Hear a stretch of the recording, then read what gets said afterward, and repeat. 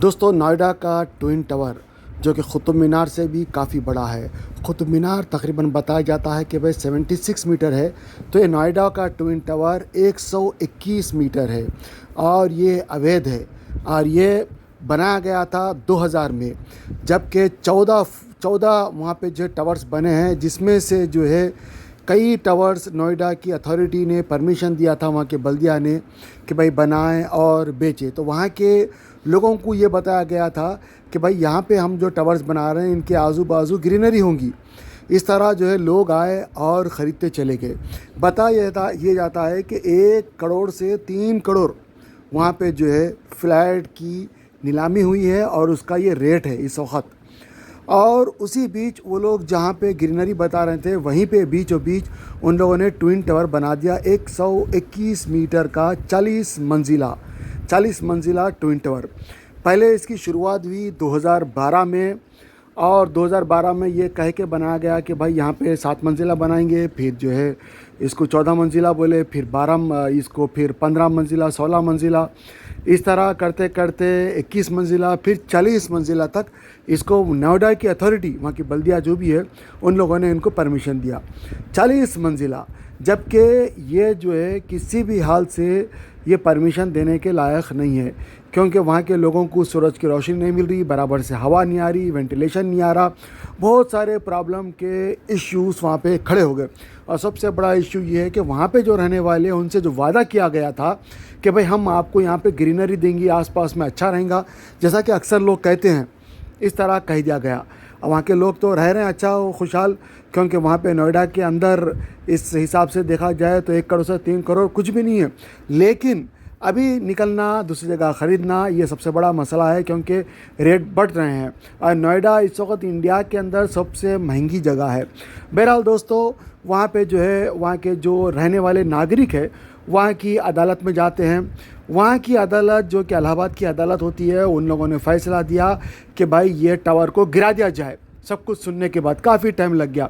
उसके बाद में जो मालिकान थे ये ट्विन टावर के, वो लोग गए सीधा, क्योंकि वो लोग ऑलरेडी जो है दाल में काला था उनकी, और वो लोग वहाँ की अथॉरिटी से मिल के काम कर रहे थे, सब कुछ अप्रूवल मिल गया, जबकि जगह भी जो है अवैध थी और यहाँ पे नहीं बनाने का था, लेकिन सब मिल भगत के किया गया। इस तरह बताया जाता है कि भाई तकरीबन 15 से 21 ऐसे लोग हैं जो ये परमिशन देने में इन्वॉल्व रहे, खाए पिए। बहरहाल अब उनके मालिकों का जो है रात हराम हो गई थी, दिन भी हराम हो गया था, क्योंकि उनको अदालत का हुक्म आ गया था कि इसको तोड़ दिया जाए। अब ये सुप्रीम कोर्ट का दरवाज़ा खटखटाते हैं। सुप्रीम कोर्ट में केस लंबे समय तक चलता रहा। सुप्रीम कोर्ट ने आखिरकार सब कुछ सुनने के बाद फ़ैसला दिया 2021 में, इसको 2021 के अंदर तोड़ दिया जाए। जब फ़ैसला आ गया तो अब इसको ये लोग हिला बहाना करने लगे कि भाई हम कैसा तोड़े, ये करें वो करें। तो सुप्रीम कोर्ट ने ये भी कहा कि भाई इसको तोड़ा जाए और आजू बाजू की बिल्डिंगों को इंश्योरेंस दिलाया जाए, और इंश्योरेंस के अगर कुछ भी नुकसान होता है तो ये तोड़ने वाली कंपनी और नोएडा खुद ज़िम्मेदार है। तो इस तरह अभी ये जो टूटेगा, इसका जो चार्जेस आएगा वो ये मालिकान पे करेंगे और नोएडा की अथॉरिटी पे करेगी, जो कि बल्दिया की अथॉरिटी हम कहते हैं। ये दोनों मिलके पे करेंगे, और इसके जो भी नुकसान होगा यही लोग जो है बेयर करेंगे, यही लोग इसका वो करेंगे, खुमाजा भुगतेंगे। अब क्योंकि गवर्नमेंट का स्ट्रिक्ट ऑर्डर था, अब उनके पास कोई चारा नहीं था और अब इनको टूटना था। अब ये टूटने के लिए ये लोगों ने जो है देखा कि भाई केरला की एक कंपनी है जो कि बम्बई में रहती है, जिसका जो है बहुत मशहूर है, जो साउथ अफ्रीका के साथ मिल के बहुत सारे साउथ अफ्रीका के अंदर बड़े बड़े बिल्डिंग्स को उन्होंने गिराया हुआ है। तो वो कंपनी से, जिसका नाम है एडिफिक्स इंजीनियरिंग कंपनी है, साउथ अफ्रीका की कंपनी के साथ मिलके ये ट्विन टावर को तोड़ने का जो है फ़ैसला किया गया। और इसकी तारीख़ आज है 28 अगस्त और टाइम है 2:30 बजे। और वहाँ पे सिर्फ 6 लोग होंगे तोड़ने के लिए, जिसमें पुलिस के कुछ ख़ास और आला अहदेदार होंगे, और ये तोड़ने वाले कुछ लोग होंगे, बस। इसके अलावा कोई भी नहीं रहेंगे। सब लोगों को हटा दिया गया है, फ्री जोन कर दिया गया है।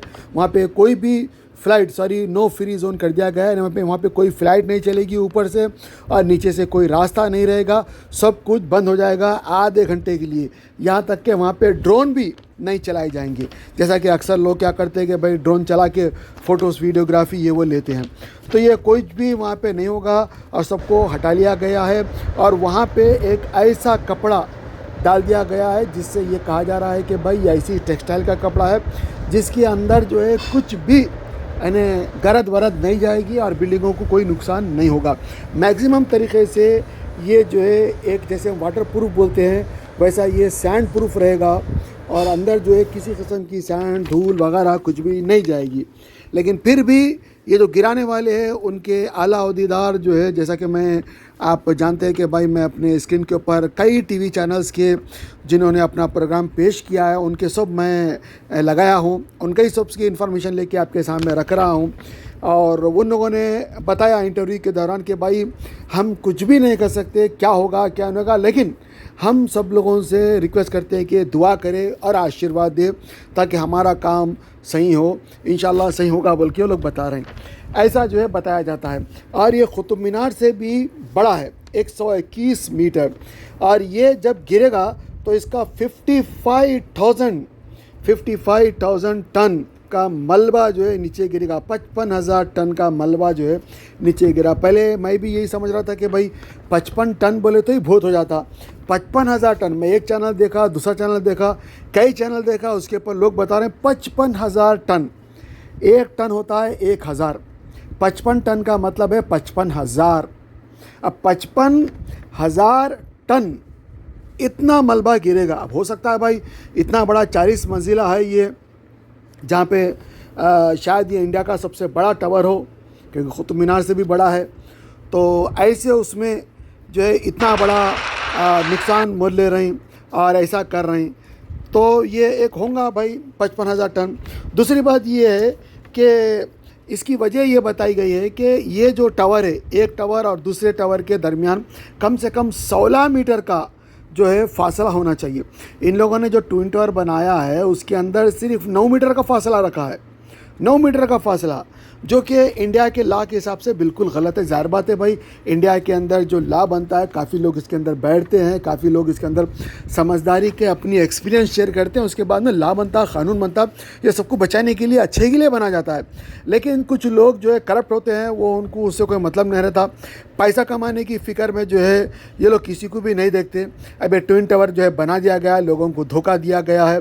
इस तरह इन्होंने पता नहीं कितने करोड़ रुपये नोएडा की अथॉरिटी को खिलाए होंगे, जो कि एक ज़बरदस्त नोएडा की अथॉरिटी है, जहाँ पे ज़बरदस्त इंडिया में सबसे ज़्यादा अगर कोई किसी जगह पे अगर डेवलपमेंट आया है तो ये नोएडा का है।